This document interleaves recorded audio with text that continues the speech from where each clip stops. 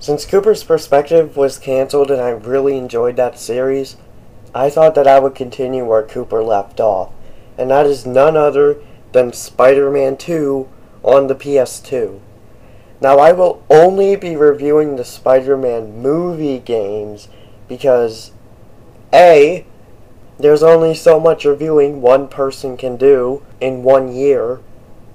B, if I did review the original Spider-Man games, then I won't have enough time to review the Spyro games before the Reignited trilogy comes out.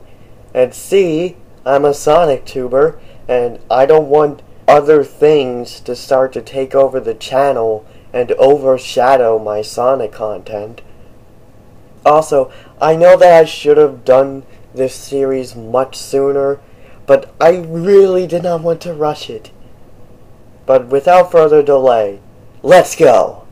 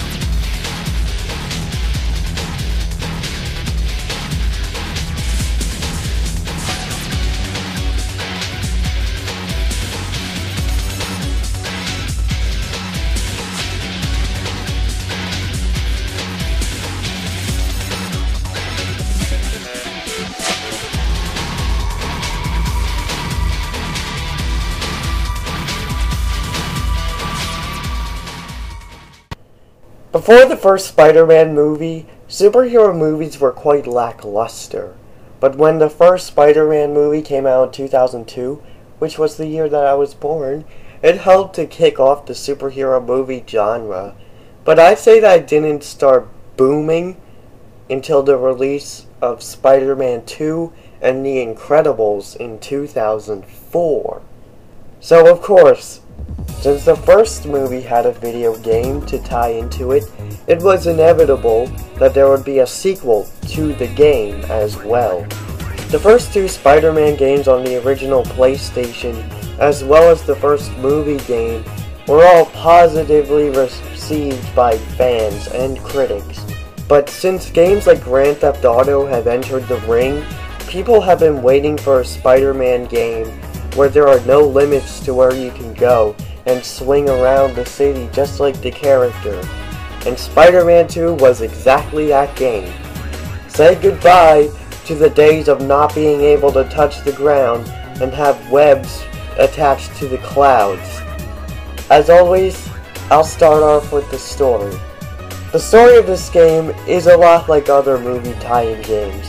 It loosely follows the plot of the movie, but it has its own subplots thrown in between, such as some shenanigans with Black Cat or Mysterio's invasion, but they do it well enough so that it doesn't feel like filler. I'd just like to mention that one major plot point of the movie was Peter losing his powers, and that's nowhere to be seen in this game, but I like that because it was a good plot point in the movie, but I could imagine actually going through that in the game would be boring. It's definitely an enjoyable story, but it's nothing too mind-blowing. Now I will discuss the gameplay, starting off with the story missions. Most of them just involve fighting enemies, saving civilians, or chasing Black Cat. The formula is simple, but it works. You also need hero points to progress through the story of the game. It's not like a certain game in the future where you're forced to do side missions, otherwise everybody is going to hate you. You're just forced to do the side missions if you want to progress through the story. If you don't want to progress through the story, you don't have to. Speaking of that, the overall campaign of this game is very short. I beat it in about 4 hours, but I can excuse this because it was the first open world Spider-Man game, but also because I don't think that anybody bought this game because they wanted to play a ton of story missions. So if people aren't buying this game to play story missions, what are they buying it for? Well, this was the first Spider-Man game where you could do whatever you want and whenever you want. The overall city of New York is very big and very well designed for swinging around. One thing about this game that I miss is that you don't just go to the main area of New York and that's it. You could actually go across the bridge and access a much smaller area of the map. And even though it's a small area, it's still a very good detail. And they would eventually bring this back in Ultimate Spider-Man, and I think in Spider-Man 3 they brought it back, but then they never did it again. So originally in the script I had something that said, "Hey Insomniac, please let us cross the bridge in Spider-Man PS4, but after seeing that E3 2018 gameplay, if they don't let us cross the bridge, I'll be perfectly okay with that because the overworld map is already as big as it is. I mean, just look at it for yourself. I mean, it's unlike anything we've seen in the Spider-Man game." Another thing that I like about this game is that you could actually swing on a helicopter somewhere in the city, and it will take you to another helicopter, which will take you to the Statue of Liberty. And there isn't anything to do there, sadly, but I still appreciate the inclusion nonetheless. Overall, I'd say that this is the best overworld map that we have ever gotten in a Spider-Man game, but it seems like Spider-Man PS4 is gonna top it. There are also plenty of side missions to do in the game, which include stopping purse snatchers, stopping two gangs that are fighting each other. Oh. They predicted the Amazing Spider-Man 2. You really do learn something new every day.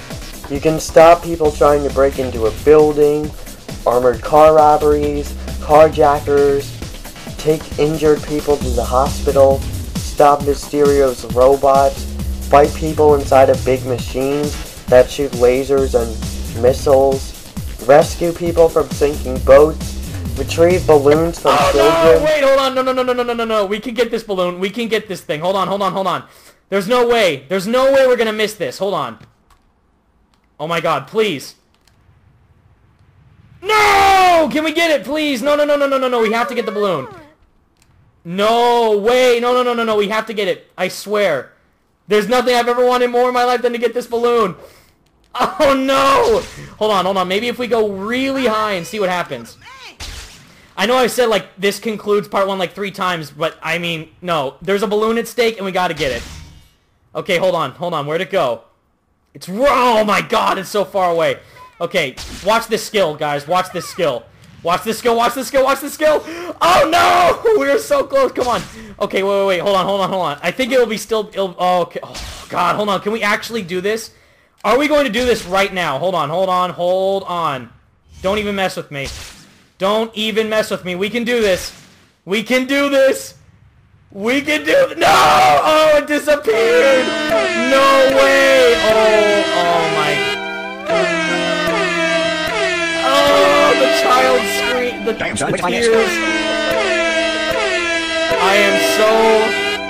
I'm so sorry. I can't! I'm not a hero, guys! I'm not! Stop thugs that are shooting at the police. Save people from falling off high buildings. Take pictures for the Daily Bugle. Go to dates with Mary Jane and... Oh my goodness! 40 seconds! And of course, last but not least, the side missions that started a glorious meme. The pizza delivery missions. Pizza time. I'll be honest, I used to hate the meme, but now I love it. In fact, I used to meme in my Sonic Forces YouTube.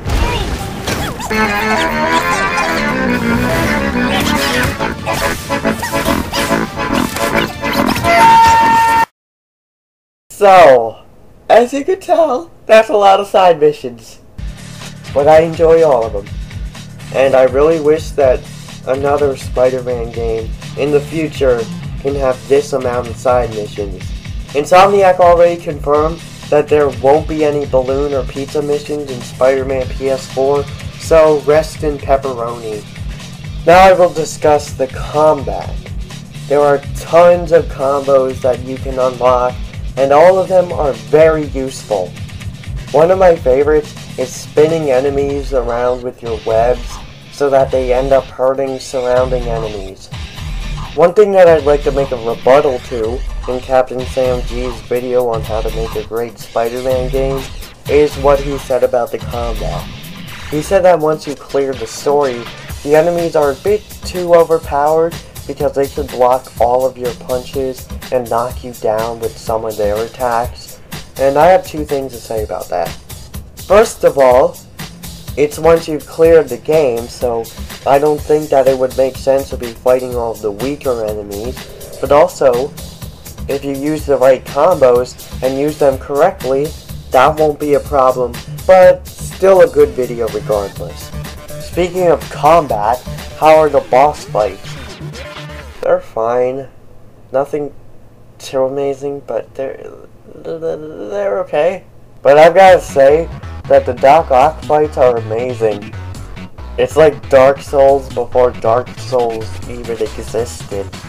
The very last thing to talk about regarding the gameplay is the web swinging. There isn't much to say about it that hasn't been said a million times already. The physics, the momentum, the control, all that jazz. Very well done.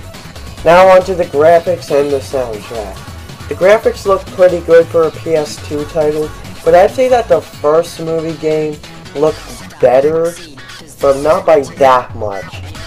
This game was the first Spider-Man game to be open world, so they probably wanted to make sure that the city was as big as possible and you could have as many side missions as you could imagine. So they were taking quality over graphics, which, of course, that's fine by me. And the soundtrack of this game is fantastic. Some songs use an orchestral score, and some of them use my favorite, the electric guitar.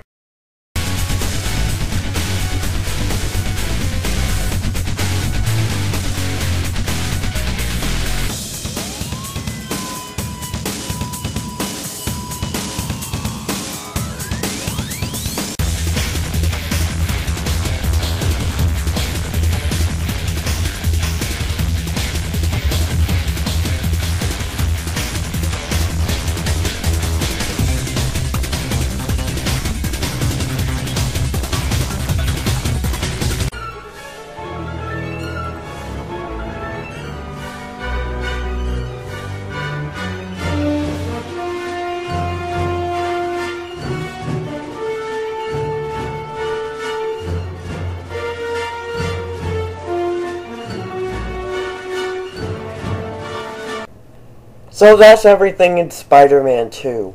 Do I think it's the best Spider-Man game of all time? May I get a meme, please? That's gonna be my thing from now on. I said it in my Sonic Mania review, and I'm gonna keep it around. But anyway, may I get a meme? Don't follow me. It's not my favorite Spider-Man game. This is only third place, with Ultimate Spider-Man at number 1 and Web of Shadows at number 2. But mark my word, Spider-Man PS4 is going to be my new number 1. But I will say that this is one of the best games on the PS2, and this is the best movie tie-in game of all time. But to be fair, there isn't much competition.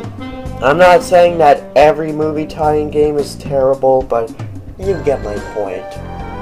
But anyway, that brings us to the end of this review.